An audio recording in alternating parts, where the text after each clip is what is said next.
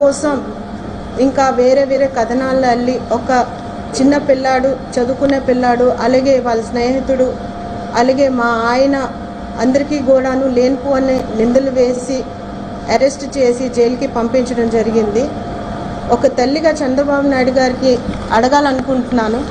అది ఏమంటే, చిన్నపిల్లలు రాజకీయాలు చేయకుండా, కక్షపూర్తిగా రాజకీయాలు చేయకుండా, ఒకవేళ రాజకీయ కక్షలు, రాజకీయ విభేదాలు ఏమైనా ఉంటే మా ఆయన అప్పలరాజు గారి మీద పోరాడండి.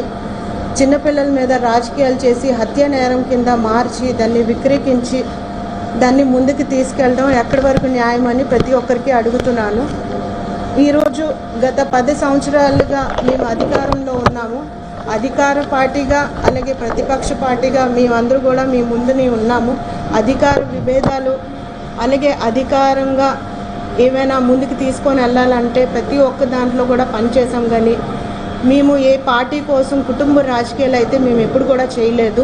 చంద్రబాబు నాయుడు గారికి ఒక్కటే అడగలుస్తున్నాను, దయచేసి ఒక వ్యక్తిపై ఇంత నిందలు మోపి హత్య నేరం కింద మార్చడం, సభాముఖంగా మా పేర్లు పెట్టి మాకు ముందుకు తీసుకొని వెళ్ళడం, ఇది మేము ఖండిస్తున్నామని మీ అందరికీ కూడా తెలియపరచుకుంటున్నాను.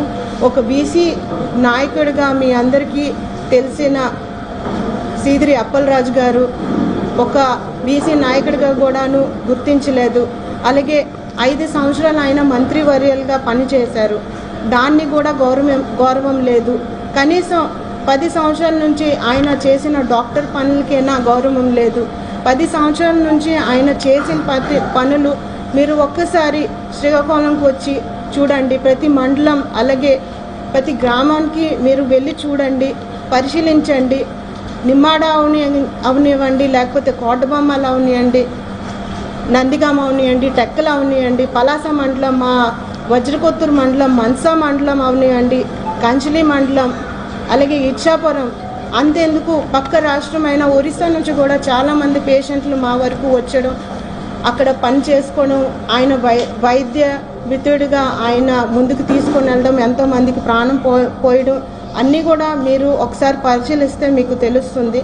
ఎందుకంటే ఆయన డాక్టర్గా ఆయన చాలా పనులు చేశారు, చాలా కష్టపడ్డారు, 24 గంటలు పని చేశారు. అంతేందుకు 4-5 నెలల కిందట మా ఊరు పలాసలో వెంకటేశ్వర స్వామి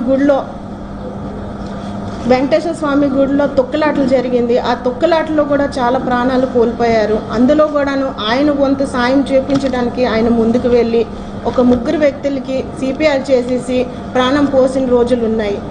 ఇంత కూడా జరుగుతున్నప్పటికీ కూడాను ఒక డాక్టర్ చేసిన మంచిని తీసుకొని వెళ్ళి క్రిమినల్గా నిందితుడిగా నిలబెట్టడం ఎంతవరకు న్యాయం అని ప్రతి ఒక్కరికి అడుగుతున్నాను. మరణించిన వ్యక్తి ఇంటికి చంద్రబాబు నాయుడు గారు, మంత్రులు, అలాగే మా ఊరి ఎమ్మెల్యే నాయకులు ప్రతి ఒక్కరు కూడా పరామర్శించడం జరిగింది. పరామర్శించడానికి నేను తప్పు పట్టట్లేదు.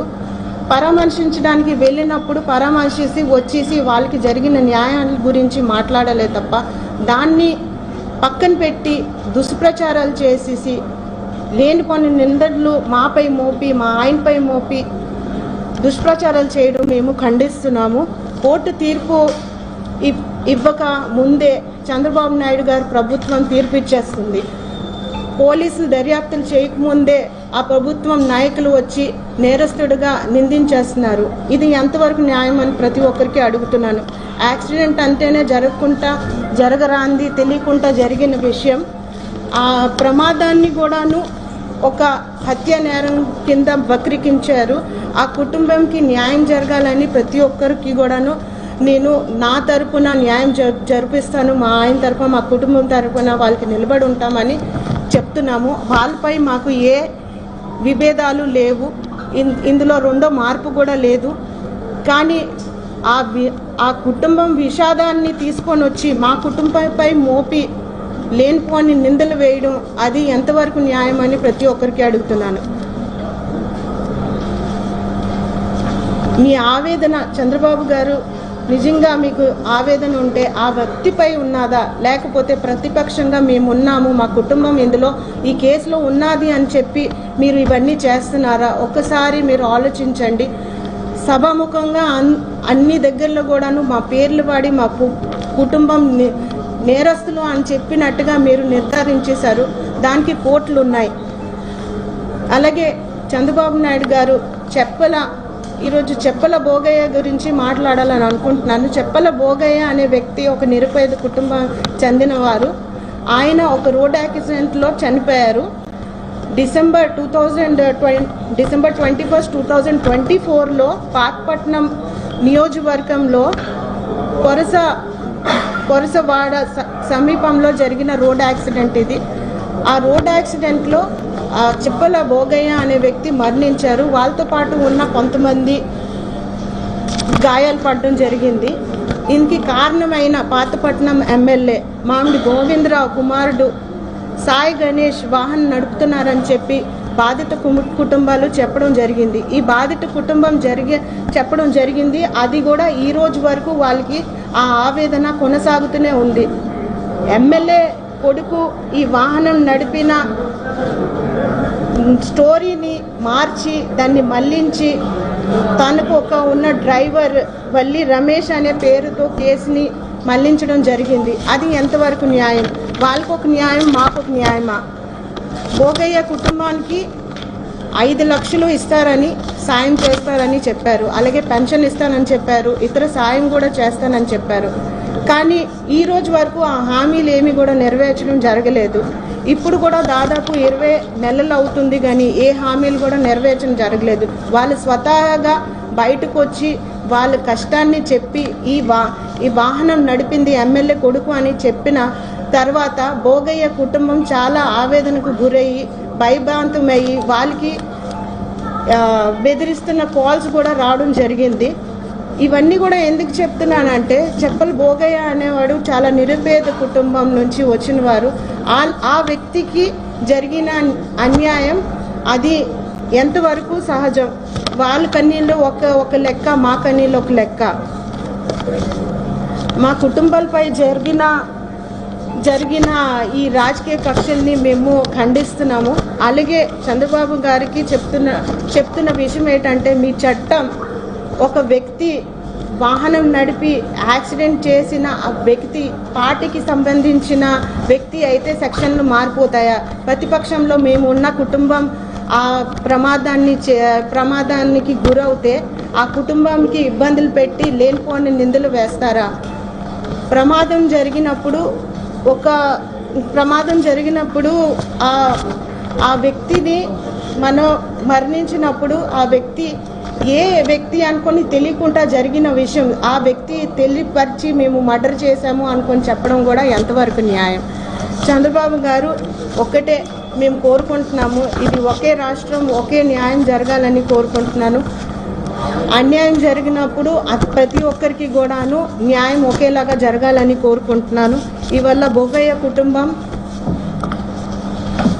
సభ్యులు అందరూ కూడాను వచ్చి ఎమ్మెల్యే కొడుకే వాహనం నడిపి ఈ యాక్సిడెంట్ని చేశారని బయటకు వచ్చి చెప్పడం జరిగింది. మీకు నిజంగానే చట్టం మీద అంత నమ్మకం ఉంటే దయచేసి భోగయ్య కుటుంబానికి కేసుని రీఓపెన్ చేసేసి మీ యొక్క స్వతంత్రంగా విచారణ జరిపించాలని ప్రతి ఒక్కరికి కోరుకుంటున్నాను.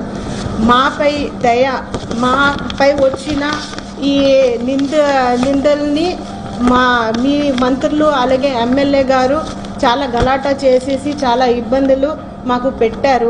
అదేవిధంగా ఆ రాజకీయ నాయకులు టీడీపీ ఎమ్మెల్యే గారి కొడుకు మీ అధికార పార్టీ రాజకీయ నాయకులు కదా, వాళ్ళకి కూడా ఇలాంటి గలాటాలు చేసేసి మీరందరూ కూడా బయట పెట్టడం మీరు చేస్తారా? బాధిత కుటుంబానికి మీరు ఇచ్చిన హామీల్ని నెరవేరుస్తారా? వాళ్ళు ఇచ్చిన హామీలు కూడా ఈ రోజు వరకు నెరవేర్చలేదు. నేను 4 మాటలు చెప్పాలనుకుంటున్నాను. చంద్రబాబు నాయుడు గారు భోగయ్య కుటుంబానికి న్యాయం చేయాలని, వాళ్ళ కేసుని రీఓపెన్ చేయాలని కోరుకుంటున్నాను. అలాగే వాళ్ళకి ఇచ్చిన హామీలు కూడాను పూర్తి చేయాలని కోరుకుంటున్నాను. మూడోది, వాళ్ళకి స్వతహాగా వాళ్ళు వచ్చి బయట పెట్టిన ఇబ్బందులను మీరు దృష్టిలో పెట్టి వాళ్ళకి స్వతహాగా మీరు విచారణ జరిపించాలని కోరుకుంటున్నాను. ఆఖరిగా మా కుటుంబంపై వక్రీకరించి మా కుటుంబంపై సెక్షన్స్ వేసి కేసులు పెట్టి ప్రతి ఒక్క కేసుని నిందించేసి జైలుకి పంపించారు కదా, అదేవిధంగా మీ అధికార పార్టీ ఎమ్మెల్యే గారికి కూడాను ఇదే విధంగా కేసులు పెట్టి సెక్షన్లు పెట్టి జైలుకి పంపిస్తారా, అరెస్టులు చేస్తారా అనేది మీ సభాముఖంగా మీరు తెలియపరచాలని కోరుకుంటూ ధన్యవాదాలు తీసుకుంటున్నాను. ఇక్కడ వచ్చేసిన ప్రతి ఒక్క పాత్రికేయ మిత్రులందరికీ కూడా, మీడియా మిత్రులందరికీ కూడా నా ఒక నమస్కారాలు తెలుపుకుంటూ మీ అందరికీ ఇక్కడ విచ్చేసినందుకు ధన్యవాదాలు తెలుపుకుంటున్నాను.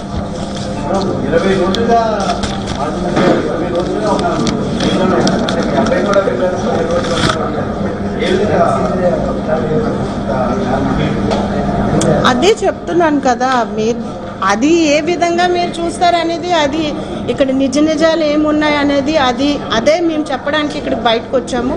దీనిపై కేసు గురించి మాట్లాడేందుకు సార్ బయటకు వస్తారు. సార్ బయటకు వచ్చేసి మళ్ళీ ఇదే ప్రెస్ మీట్ ఇచ్చి మేము మాట్లాడడం జరుగుతుంది. థ్యాంక్ యూ అండి.